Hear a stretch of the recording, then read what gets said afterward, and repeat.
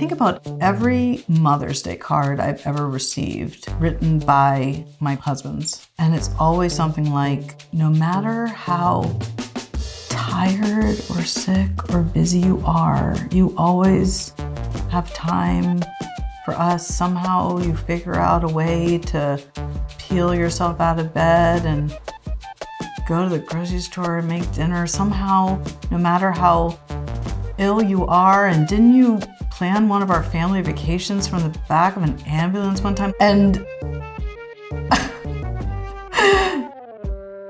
like, that's not good. Like, that shouldn't be admired. But that is the narrative that mothers hear. No matter what, you give so much to the kids and to us. I wanted to do something other than be a mom. So I signed up for this rock star camp with zero desire to actually be a rock star. But I wanted to do something scary because I felt bored of myself because I didn't like who I was becoming. I was feeling stuck. And so I signed up for this rock star camp where I sang a Bonnie Raitt song. I was like, that was fun. That was new. I think I just felt alive for the first time. And so it started this fierce unraveling and reckoning with myself. And then I started to do other scary things, such as explore comedy. And I started to realize that my innate state was joy and pleasure. And I was like, that's a better way to live. And then in realizing that apparently my innate state was joy and pleasure, I realized that I had never actually been in joy or pleasure. And then I realized the only time I felt joy or pleasure was when I was hanging out and laughing and talking with my girlfriends. And then I realized that the only time I'd ever felt joy or pleasure was in being surrounded by women. And I was like, well, why doesn't that make sense that I'd want to live and just create communities with women? And then I was like, for that matter, doesn't that just make a lot more sense that I would want a loving relationship with a woman?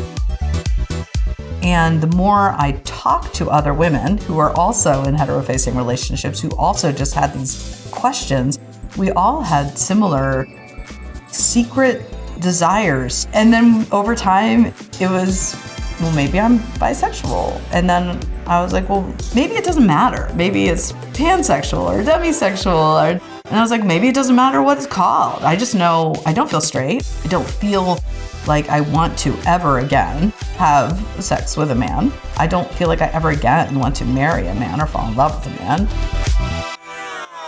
Someone who questions me, how do you know you're queer because you haven't had sex with a woman? It's interesting to me because I've never had pleasurable sex with a man either. So how could I possibly identify as heterosexual either? Sex with men has been anything from dangerous and scary to boring and annoying.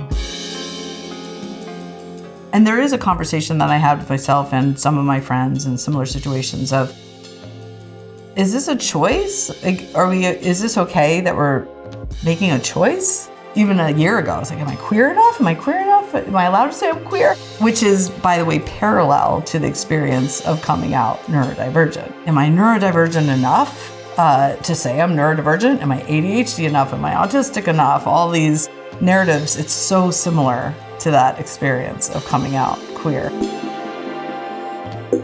And as it turns out, there's a high correlation between queerness and neurodivergence, and up to like 40 or 60% of autistic people identify as queer.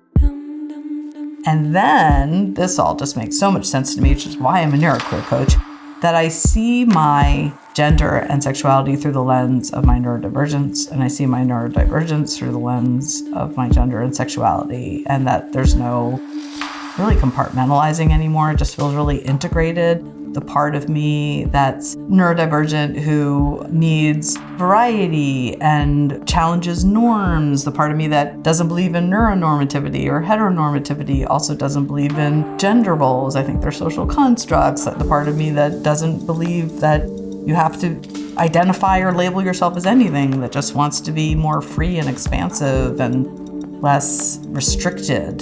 That all feels true.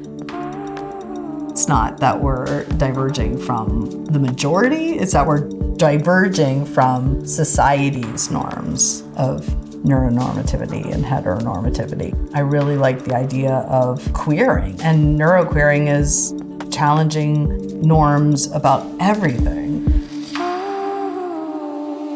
Holding secrets and holding shame and holding internalized whatever it is, internalized homophobia or internalized limiting beliefs, it comes out in the body as pain and illness and sleeplessness, and depression and anxiety, and a lot of nervous system activation. Because of all the social conditioning, it's not uncommon for women to come out later in life once they're kind of maybe more done with some of the responsibilities, for instance, of motherhood. It's like, I don't even know when we'd have time to think about our sexuality and truth. Like sometimes we're just completely overwhelmed with managing a household, for example. It takes time to sit with our thoughts, to even realize what we want at all. Sometimes as some of those responsibilities release, we have that space to realize it.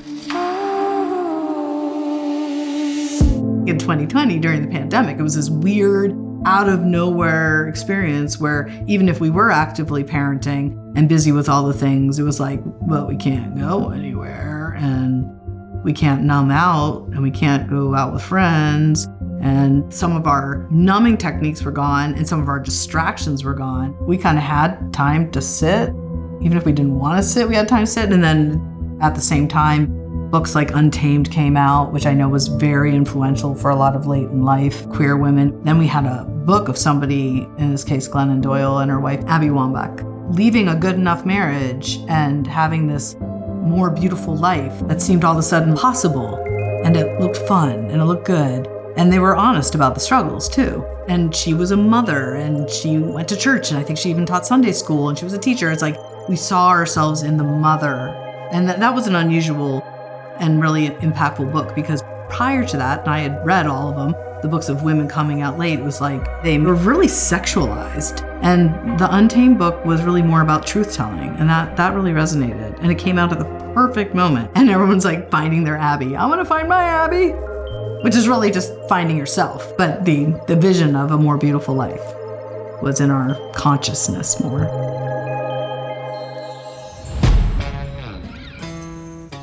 I think everyone has a catalyst moment. Like, fuck it, I'm done pretending. I just need to be me. It's too exhausting to pretend to be other people or other things. When I realized that I had been just holding in my desire to be fully loved for all that I am and to love another person back and to be fully transparent in all of my stories and personalities and quirks, and that I could not do that with my current partner, and I could not do that with a man. And so my thought was, I'm going to leave this second marriage and I'm going to open my heart to exploring having relationship with women. And almost within a few months of me making that decision and coming out and writing a book about coming out. My book was called My Next Husband Will Be a Lesbian. Certainly something's gonna change. I think I even wrote somewhere in the book, what would be really bad is if nothing changed. To finally reveal some truths and then have nothing shift was my main fear. And the universe would bring me that, lessons as they are. My youngest got sick. I became 24/7 caregiver for him because he wasn't able to go to school anymore. There would be no way we could separate and I take care of our littlest. Financially, it wouldn't work. Logistically, it wouldn't work. We did what a lot of people do, which is we remained technically married, separate bedrooms, no intimacy, no romance, just co-parents or platonic parents. And we're still in that place right now. The messy middle, as people say. I feel like a very late blooming, late in lifer. I coach people who have left their heteronormative lifestyles and gone on to marry women and just thriving in it. And I'm still quite stuck in my eyes, and I want it to be more. And I know that my expansiveness is internal, and I've made a lot of changes and shifts, but I still long for the embodiment of it. To go, not just without sex, hand holding and hugging and snuggling, kissing, while also going through a lot of grief with my son's illness, a lot of loneliness, a lot of trauma from COVID to medical issues. And to do all that by myself, I'm realizing how detrimental that is to my health. The external embodiment of it and that human-to-human touch could be really healing for me.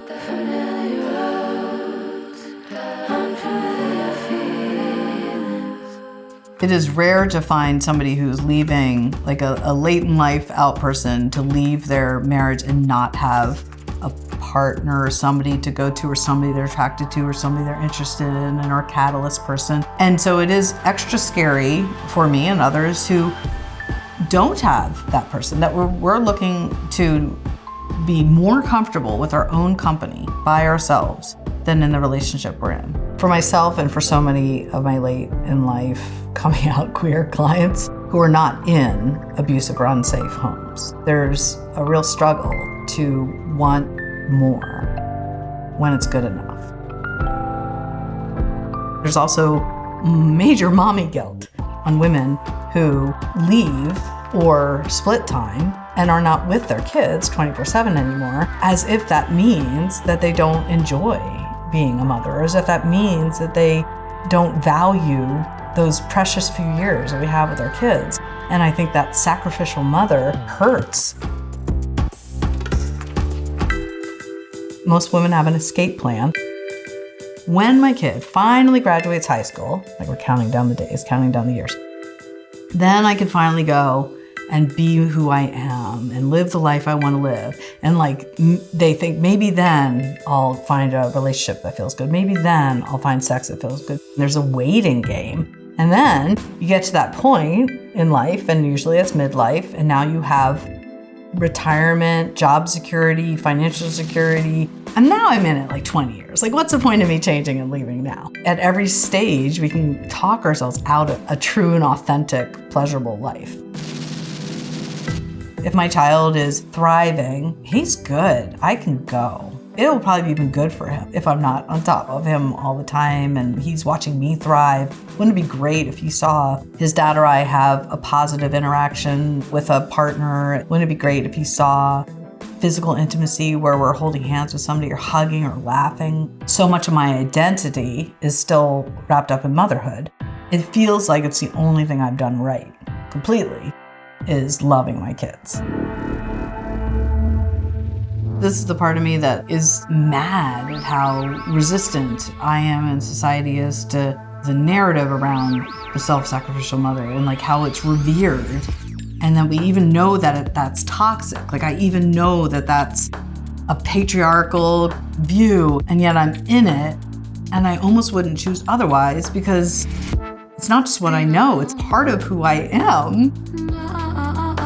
So much of the shame lives in the dark and hold secrets. And my tendency these days is to just talk about the hardest things and the things that I've held inside out of that shame or fear. And every time I do, somebody feels liberated in that. There's no one-way liberation. Every time I do a podcast about this stuckness or messy middle, I get many emails from women saying, like, thank you for saying that. Thank you for seeing me. Thank you for understanding me.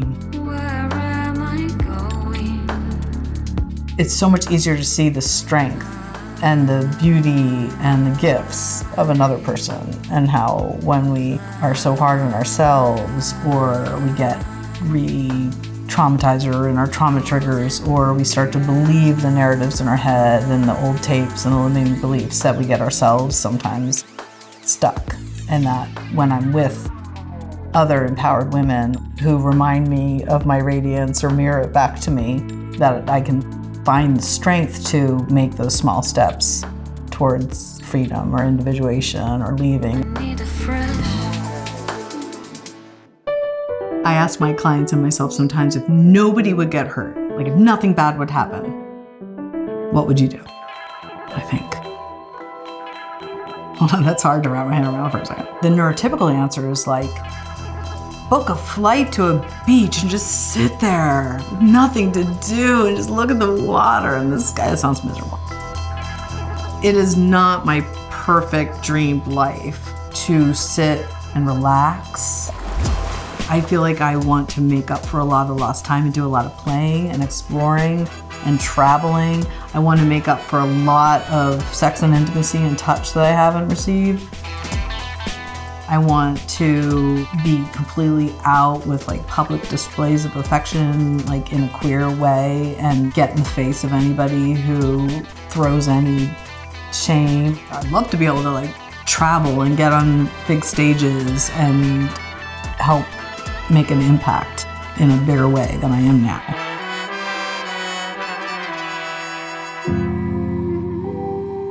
And meet people and make change and empower others. And also, of course, as I'm helping others, I'm healing myself and doing all that with a partner. Open your eyes. That's my like big dream, not the quiet and the stillness, even though I'm sure my nervous system's like, could you just maybe a little bit do the quietness? In my brief relationships with women, I'm realizing that what I desire is not what I thought I would desire. I had it in my head that what I would desire is society's image of what a desirable woman is, which is really the male perspective of what a woman should be, which is the smaller the better. What can you see around? That's not what I desire. Wind of the open sky. I don't desire over the siren sound. A woman who's so tiny that I can't find her physically or emotionally. I don't want it to be my goal to make myself smaller, to disappear. And I don't feel attracted to a woman who has that mindset that the smaller the better. Like I'm realizing in myself that that's toxic for me. And I'm realizing that the further I move away from that, the more I release myself from body shame and the more I'll be able to access pleasure. I don't want to be thinking those thoughts that I've been conditioned to think all my life. Too big, too round, too curvy, too whatever.